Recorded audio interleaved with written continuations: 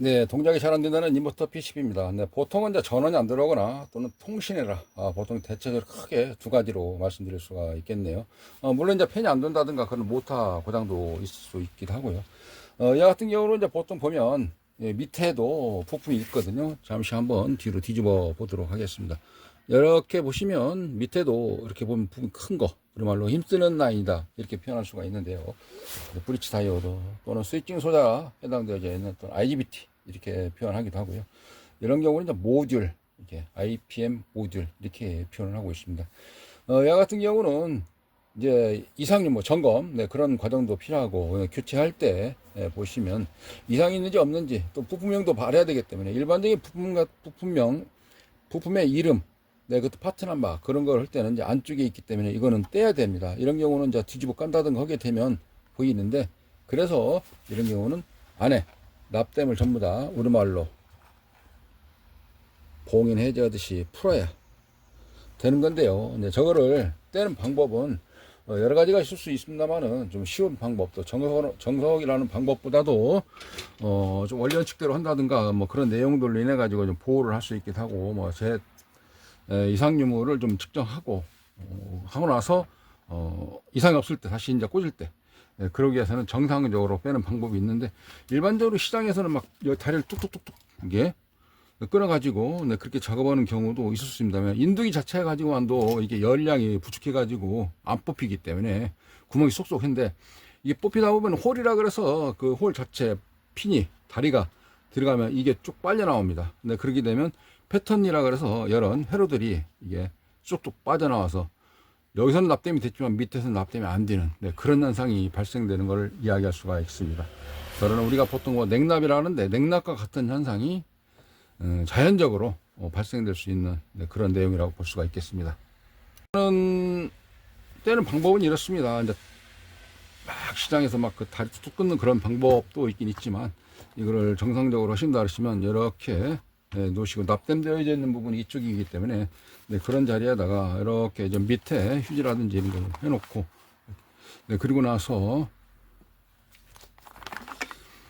이제 TC 무공해 세척제라든지 또는 여러 가지 이제 시장에서 쓰고 합니다만 신나나 또는 아세톤도 우리가 손톱 지우는 아세톤이 있기도 하고요. 그거 말고 또 공업용 아세톤이 따로 있습니다.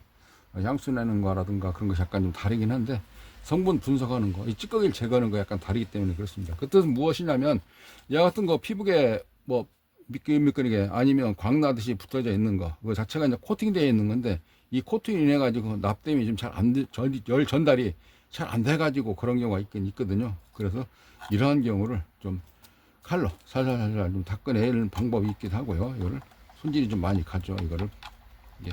아니면 이제 이런 식으로 해서 이렇게 세척액을 묻힌 다음에 이런 그 부시솔 뭐 이런 브러쉬 이런 경우도 여러 가지가 있을 수 있습니다만은 이 자체를 보시면 이와 같이 좀 딱딱한 걸로 하셔도 되기도 하고요. 주변에 손상이 없도록 작업을 해보면 보통 그렇더라고요. 이게 코팅되어 있는 재질이 이렇게 또 절연할 수 있도록 이렇게 해져 있는 거잖아요. 이런 광증 나는 거 이런 것도 미들미들 딱딱한 거는 에폭시고. 그래서 이게 이제 에폭시 재질이 에폭시냐 또는 실리콘이냐 또는 뭐 콜타르냐 이런 거에 따라서 이게 화학 제품이 분해하는 능력이 약간씩 다르기 때문에 한번 사용해 보시면 화학용으로 되어져 있는 거 이런 그 에폭 아세톤 뭐 그런 걸로 하는 것이 잘 닦아지는지 아니면 신나가 잘 닦아지는지 휘발유가 잘 닦아지는지 석유가 잘 닦아지는지 알코올이 잘 닦아지는지 아니면 평상시 그냥 우리가 사용하는 게 있는데 이제 그게 티시라 그래서 세정제 따로 있거든요. 세척은 세척제가 요즘에는 또 저기 그 건강을 생각해서 무공해 세척제라 그래가지고 인체에 해가 좀 덜 되는 그런 걸로 좀 세척을 한다든가 그러는데 이 피부 벗겨내는 닦아내는 게 약간씩 다 다르더라고요.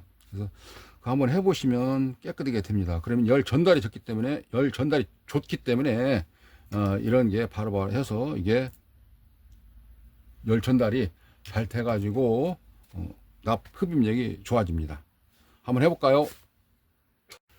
네, 보통 이제 이런 인두기 가지고 하는 경우도 있는데요. 이런 식으로 이제 그 디솔더라는 권총식으로 되어 있는 거 이런 경우로 이제 빨게 되면 한번 해보겠습니다. 여기에서 이렇게 해서 되고 이렇게 움직이는 경우도 있기도 하고요. 그냥 대고 빨아도 되기도 하고요. 이게 이제 핀이 한쪽으로 기울어졌기 때문에 그쪽 반대쪽으로 이게 당기기 위해서 이런 식으로 하시게 되면 그렇게 어렵지 않습니다. 아니면 이제 속으로 세요. 전 숫자를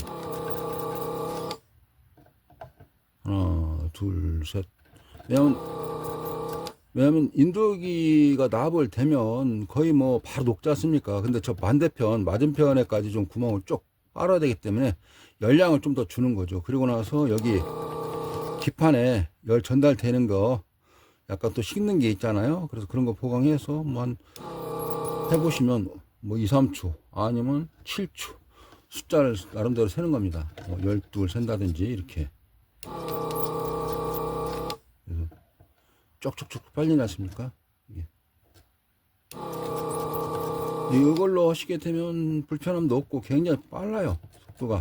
그리고 가장 좋은 점이 뭐냐면 구멍이 쑥 남다는 거예요. 그리고 홀 위하고 아래하고 연결되어 있는 홀 구멍에 전선 역할을 해주는 전선 그 홀이 그대로 남아 있다는 겁니다. 보존돼 가지고 납땜이 잘못됐을까 그런 걱정을 없는 거죠. 이렇게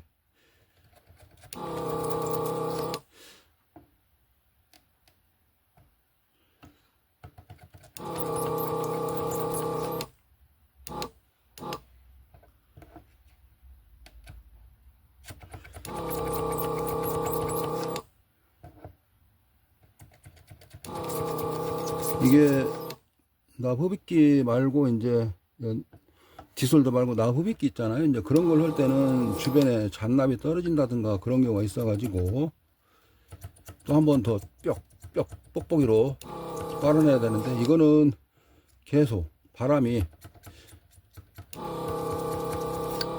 열을 놓고 땡길 때는 계속 바람을 땡기기 때문에 주변에 잔남이 날리지 않고 또 툭 하면서 나머지 일부 찌꺼기 같은 것이 떨어져 가지고 열량이 있어 가지고 다시 녹아면서 달라붙는 네, 그런 거가 해소가 되고요.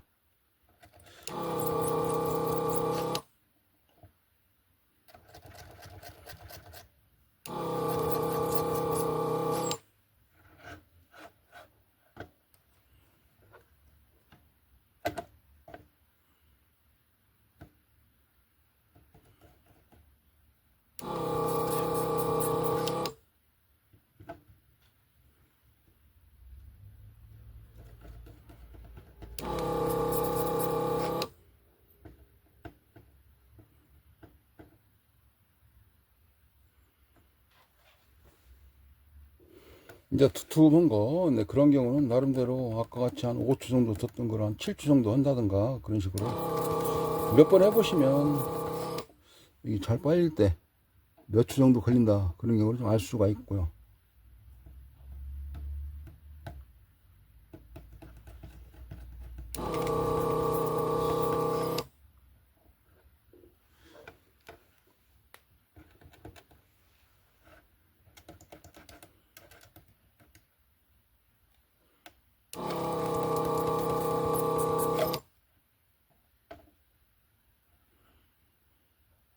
이제 동판이 지금처럼 이게 세 개가 막 있어 그런 경우는 시간을 좀 더 두시면 됩니다. 녹는 시간이 있고 그 다음에 열이 증발돼서 날아가는 소모되는 시간이 있으니까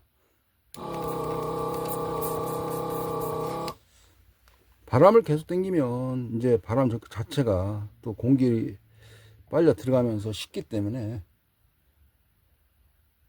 열 전도율이 약간 좀 다르게 생각할 수도 있습니다. 그렇다고 해서 열량을 막 높이면 칩셋이 망가지거나 반도체 또는 이 PCB 기판이 질이 안 좋아지거나 또는 홀더 구멍 자체가 기판으로부터가 접착력이 떨어지거나 그 다음에 온도가 400도씩 올라가면 노즐 자체도 이렇게 수명이 짧아집니다. 400도씨가 넘어가면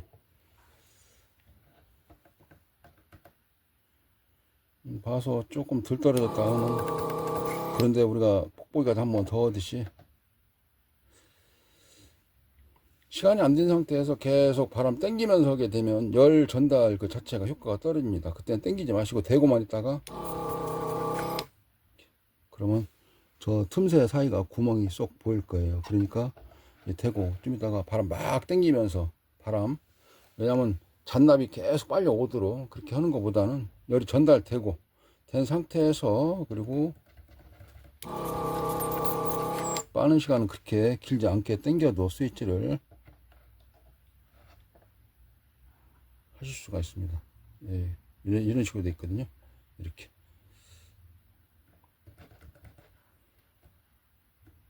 이렇게 좀 움직이는 경우는 그 핀이 홀하고 어느 쪽에 기울어서 달라붙느냐 그런 경우를 한쪽으로 해놓기 위해서 그런 겁니다. 이렇게 돼 있거든요. 보시면 구멍이 송송송 보이지 않습니까?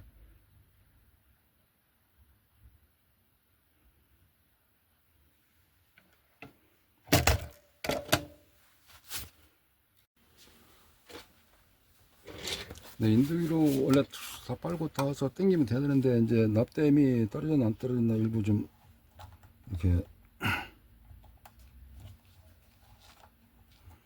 홈, 요즘 뭐 틈새 공격하듯이 좀 하고요.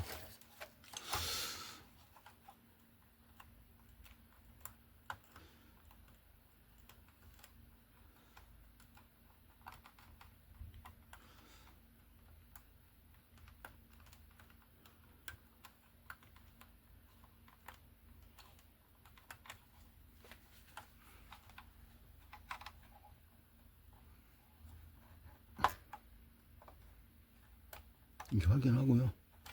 그리고 뒤집어 놓고 다시 이 상태에서 이렇게 살살살살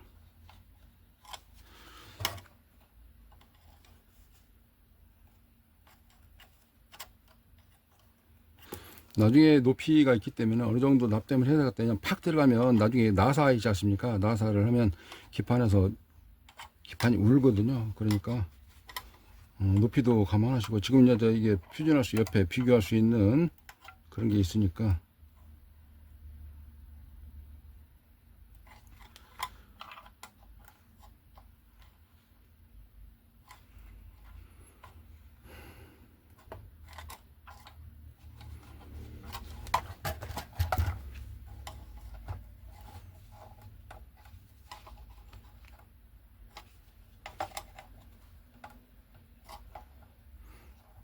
이게 힘들어서 그냥 쭉 뽑히면 나중에 그 기울기가 달라졌을 때 이 모듈을 그대로 삽입을 해야 꽂을 때 핀 간격이 안 맞으면 굉장히 힘들어 하거든요. 그래서 그냥 뺄 때 이 IC가 죽어 있는 경우는 좀 들그르긴 한데요. 이와같이 되어져 있는 거를 그대로 꽂고 잘 때 나중에 핀 간격이 안 맞으면 잘 안 맞거든요. 지금 이제 여기 하나 이거 홀이 좀 딸려 나왔네요. 이런 경우는 홀이 딸려왔다 이렇게 표현하는 건데, 이 자리 조명이 잘 안 맞나요? 이런 자리가 홀이 하나 좀 빠져 있다는 거죠. 그래, 이런 데는 납땜을 신경 쓰지 않으면 한쪽 다리는 납땜이 안 되는 경우가 있어요. 기판 자체가 윗면하고 아랫면하고. 이게 이제 여기 부품명 여기서 적혀져 있기 때문에 이거를 이제 보고 이상 징후를, 데이터 시트를 좀 보면서 이상 징후를 판정한다든지, 부품을 주문할 때도 부품명을 알아야 되기 때문에 여기 있는 부품명을 보고자 할 때 이렇게 할 수가 있겠습니다. 그래서 이제 일단 그 회로상에서 점검하는 과정하고, 그 다음에 부품명 이상 징후를 따로 빼서 점검하는 과정에서는 또 부품명을 좀 보고자 할 때, 데이터 시트를 좀 찾고자 할 때 이런 식으로 재활용할 수 있다라는 경우를 해보았습니다. 설명을 드렸습니다.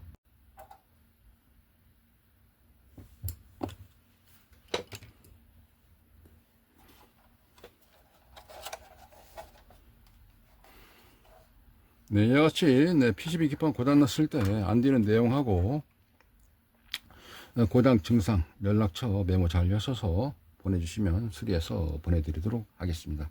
포장 튼튼하게 안전하게 해서 보내주시고요. 감사합니다.